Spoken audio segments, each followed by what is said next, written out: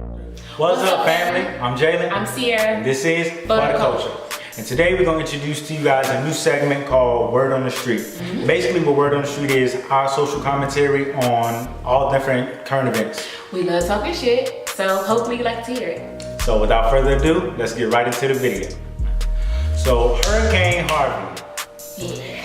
Man, tragic, but we're gonna focus today speaking on like the effects it had on social media and the challenges, the different challenges that was put up, specifically like the Kevin Hart challenge. I liked it. I like Kevin Hart challenge. Like, I liked it because it was direct. I've seen a lot of challenges like when it's pouring ice water on them, and I don't even know what the disease was. It was pouring ice water. I just remember the ice water. So this one is just like, I would know that Kevin Hart directly was saying, I'm donating X amount of dollars for Hurricane Harvey, and I challenge you to do the exact same thing. So it was direct, and I liked it. I can see that. Like, nah. What you got? Sound like a hater on the front. No, I'm not. Disclaimer, I'm not being a hater before I get started.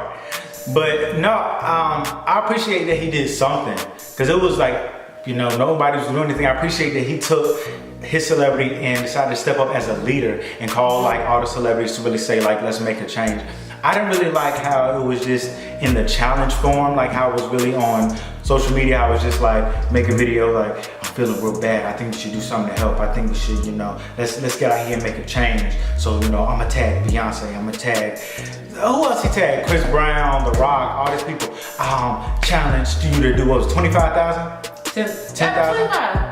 It was one of them. Like, I challenge you to donate X amount, and somebody else picks it up. Oh yeah, I see you, bro. I'm gonna do 50. I see you, I'm gonna do 100. I just feel like that was kind of, I don't know, I feel like it took away from it. I feel like would have been better if they would just been really direct with it. I feel like y'all got each other's numbers, if not, get it. Like if they would just been like in a group meeting. Stop. If they would have been like, if Kevin Hart would have said, all right, I'm gonna get everybody in a group meeting and we just do this. We say we're gonna take about 2 or 3 days, or if everybody can find it in their schedule, we're gonna go down there. Everybody put up 10,000. My 10,000 is gonna be toward the hotel, because like people can rent out amusement parks when they want their family to go and be by themselves. So I'm like, you can go in a hotel and just be like, whatever available rooms you have, like I'm giving it for the victims. Swipe, and they can be in here for however long, 10,000, how much you donate and get you. And another person, they go to BJ and be like, in bulk, everything you got, the diapers, the food, everything. I'ma swipe, let's get it. And then you get the trucks and you bring it in. And if that gets caught on social media, then everybody sees that. All these celebrities popped up to come down there to help, instead of just being like, I'll give $10,000 to Red Cross. It just kind of, it would have seemed more hands-on. And the Red Cross thing. Yeah, and the Red Cross, like it's just, they ain't the best. They one thing that they're not hands-on. Like they don't. I'm just saying, and I know if you're gonna be like the leader of this and you're gonna be having all of your followers, donate to this cause, I feel like you should have like really researched it. Because if I'm privy to the information, I know, you gotta be. But Red Cross is like, they've been known to not have a good clout when it comes to giving to people in need, especially in situations like this. They got kind of cut corners and nobody knows where any of that money goes. Even though later, I know he said he went down there and he actually like saw exactly where the money went and everything like that. But they just have a history of not, doing what they say they're gonna do. And shout out to Waka Flocka, because he responded, was all right, I'll play the game. Me and Tammy gonna donate, but it ain't gonna be through Red Cross. And then T also said the same thing, like I'll donate, but it ain't gonna be through Red Cross. So I feel like then they could have found another organization. There's plenty of, organizations that are more hands-on to the people that are more local that they could have like given to if they were gonna give money. But I feel like there were certain other things that could have been done that would have been more impactful. But then again, I'm not in his position. So I appreciate that he did something. He did something. Because and people were saying like, so-and-so ain't doing nothing. Oh yeah. I need to do more. I need to do more. I know you worth like $100 million. Like you can get $5 million. You $5 million. Pocket watching. Like stop. Just because somebody is worth $100 million, first of all, they don't have $100 million in their Bank of America account. Like it's in different things. Also Madam CJ Walker, like she pretty much saying everybody should donate. Like exactly. But as far as charity, it's everybody's responsibility, not just the rich. Everybody can give something. Right. If 5 million people gave $1, then why it only has to be just Beyonce, Right. just Kevin Hart, just these Exactly, like just $1. You can find that in your couch. Like if everybody just gave something instead of like looking to the few people to say like you need to give everything, you need to give so much, because that's not fair. Because they work for their money, they don't have to do anything. So like if you want to give, like I think percentage wise, like you know, give 5%, 10% of your last check, your last earnings or whatever. So just make it even and fair. But shout out to Kevin Hart and everybody that participated in the challenge, everybody that helped out with Hurricane Harvey. Yeah, because that really was a good thing. I swear, I'm not hating. It was just a few. Sound like hating. No, no. I feel you. Yeah, I was like, just celebrate it, like yeah, appreciate it, but you know. Yeah, because at the end of the day, he still did something. Because I mean, I can sit here and say I would have done all day, but he actually did something. So true. That's what it is. So. Fenty Beauty. Shout out to Rihanna. Dropped a new makeup line. You know, I'm actually not a major fan of Rihanna, but this Fenty Beauty, I really do. Like, I really rock with it. I'm like a low-key, I'm a fan of makeup, like the window shopping type of way. I look at all the reviews and watch the about and buy nothing, but I actually do plan on buying Fenty Beauty. I just shout out to Rihanna for being inclusive from like super light shades, super dark shades, all different undertones, and she's like the first company to have 40 shades, but for her to like come out with 40 shades, like that's what's up. I feel like a lot of times celebrities, they drop products, makeup or not, they think, oh, I'm a celebrity, so it's gonna be good. Like, no, it looked like she really put in time and effort and not just trying to do something to make some money. It seemed like she really created a line that she wants to like stand the test of time, that's gonna grow organically and really compete with major other companies, not just something like she making something, make some money real quick and just like, just something else to put on her resume. Like, no, I actually really want to be inclusive and something like that. And for her to be black owned, her marketing campaign, how she just was so inclusive, different types of shades, different types of beauty, just everything. Like, just shout out to her. Yeah, and I appreciate, I saw an interview that she actually really broke her down and explained exactly the importance of like the makeup line and what it was for and everything. Because at first I thought it was just like, you know, regular, just, you know, Rihanna releasing makeup. And I thought because it was Rihanna, that's why everybody was making such a big fuss about it. Because, you know, it's just like, Rihanna got it, Rihanna come out with some tissues, I'm gonna start sniffling. Like, so it's just like, that's just how it go. But, and she's in beauty and fashion, so I figured like, that's why people are getting so hyped about it. But then she explained like how it's about equal representation and how, you know, a lot of makeup companies don't represent, you know, anybody who's either too dark or too light, or she mentioned like undertones, we have different undertones. So she really educated me on a lot of stuff. So I really understood like the importance of it and why everybody was really going crazy about it. And they end up, what they say, like the darker shades. Yeah, they selling out, like that's what's up. And it says good look. Other companies, they don't make those shades because there's no market for it, but Fenty Beauty show like it is a market. So shout out to her. I'd rather give my money to her than other companies. Kenneka Jenkins and the whole situation that's happening in Chicago. I won't speak much about it because I know it's just a lot of information out there and I'm not too certain on what's true and what's not. So I would just say that, you know, it's just a lot going on. I feel like people are kind of like focused on all the wrong things.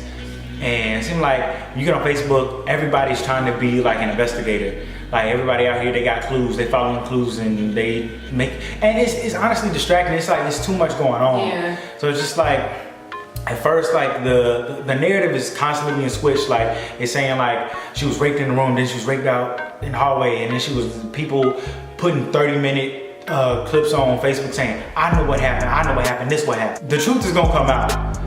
I mean, and if you know something, hopefully the truth come out. But if you actually know something, like stop playing virtual detective. Like tell the police, tell the authorities, and hopefully the authorities will do their job. You just like clouding, you putting too much on it, you clouding the actual truth. And I just will say, it, you know, was said, when this whole crime came to my attention, it was from, she was raped and murdered, right? And I don't know if she was raped or not, but that was like the initial story. And so, and everybody took away from that was, the first news I saw was like, watch your friends, choose your friends wisely. And my whole thing is, that just shows the rape culture of our country. Because if she was raped, the crime is not her friends not watching her. The crime is a man raping this, or men raping this young woman. So we need to really start asking the right questions and giving the right perspective. When you say watch your friends wisely, choose your friends wisely, in this type of scenario, you're pretty much saying, if you're drunk at a party, a man's gonna try to rape you. It just is what it is. It's gonna happen. But in reality, the only way to prevent rape is to not rape. So, I mean, it is against girl code, like yes, you should have your friends back, you should watch your friend. But at the end of the day, if you're a creep, you're the problem, not me. So, again, I don't know if she was raped, but that's how it was initially brought to me, so I did want to mention that because say she wasn't raped, other situations, it's the same kind of thing. Choose your friends wisely. Don't wear this. Don't be at a party drunk. It's like, all those things are not causes of rape. Rape, men being disrespectful, because it's pretty much a crime against women. Women is rape. That's what rape is. You know, it's a violent crime. So I was gonna say that. But hopefully the truth will come out for Kenneka Jenkins and justice will be served. Yeah, hopefully, because right now it's just so much.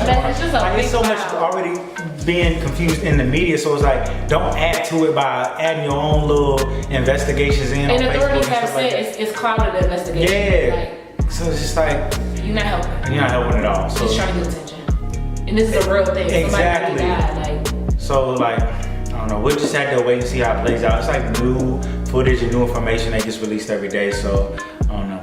We'll have to just watch, stay tuned, and figure out what's going on. But I pray for her family though. Yes, it's real. Insecure season finale. It was last week. Yep. From today, and Lawrence High. I'm not Team Issa. I am genuinely team. I don't like Lawrence. He's just weak. Long story short, but look, this is not about Lawrence. I don't like Lawrence. He was dusty in season 1. He got a haircut mid-season. Now he's like feeling himself. Yeah, he got cheated on, but I mean, he deserved it. And this season, he was just like, okay, maybe he didn't deserve it, but it was understandable why he got. Even his friend was like, oh yeah. Was like, I mean, can you really blame Issa? Yeah. He was a bum ass nigga. So it was like 2-3 years. Pretty much, he was on the couch for longer than he needed to be on the couch. But again, it's not about Lawrence. Overall, the season was nice. I liked the whole perspective of like, spoiler alert, open marriages and like women going through whole phase and just different things they brought up. It was entertaining. Like, I love the season. I think it's a great show. Yeah. But overall, I'm gonna need more than 8 episodes. Issa, if you're watching. First, hey girl. If you catch for season 3, I got resume and headshot on deck. Send it to you electronically. Exactly, whatever you mail, need. whatever you need. But secondly, I'm gonna need you to call you people HBO, and can we get 12 episodes? Pilot season? I understand. I want more. I want more. I desire more. You're right. I'm actually investing. I'm pretty But no, but for real, like, I am a major fan. I've been a fan since Awkward Black Girl, like everybody else. But like, for real, 8 episodes? Come on. And the season finale, it was raw because it had different perspectives of Molly and Lawrence and Issa over the same course of time. But they even made the episode feel even shorter to me because it was like 10 minutes, 10 minutes, 10 minutes, it's over. And I'm just like, that's the whole season? That's the whole season. I gotta wait till next summer. Make you want more. No, that make me be like I'm about to see and don't come out. That's how I felt. So, I mean, shout out to Issa, the whole team. Like, I really do love the show. I'm not hating, but just as a fan, I really want more. And when I say more, I want more Tiffany. Amanda Seals is so bomb. Like, just seeing her in real life and then on the show is so different. So it's like she really is acting her ass off, and she be on the show for like 2 seconds. So less Lawrence. Sorry, JL, listening, trying to cut your check, but. I'm seeing more Chad. It's Chaz. He's so he's so funny. He's so entertaining. Like, he's one of my favorite characters. Dude is funny. And the other friend, I still don't know her name. The big one. I'm sorry. Cheat Day. That was funny. That was funny. I ain't gonna lie, that was funny. But that's the only thing that's funny to me. I'm sorry. Like, I feel like she's on every 5th episode. She be having like full-blown scenes. Again, I don't know her name. I ain't trying to cut your check, girl. If you're watching it, my bad. You know, you cool. Cut Lawrence check. Cut it off. But Tiffany, I feel like more Tiffany, and maybe it doesn't have to be less of them and more of her for it to be more Tiffany. But can we get more Tiffany? I like how we got more Molly this season and a different perspective. I did like that, but like more Tiffany. And Draco. Yeah. Okay. All the male characters. God, the storm. I mean, I actually like Daniel. The producer dude. I actually like him. That's how I feel about Lawrence. That's about Lawrence. I don't like Lawrence. Oh. But I'm looking forward to season 3, you know. Hopefully we get double-digit episodes. Hopefully we'll be on it. Oh, talk about it. We'll vlog that. We'll vlog that. A new addition to this is something called Snapchat. Yeah. SNAPSHOT. It's real new. Right, it's real new.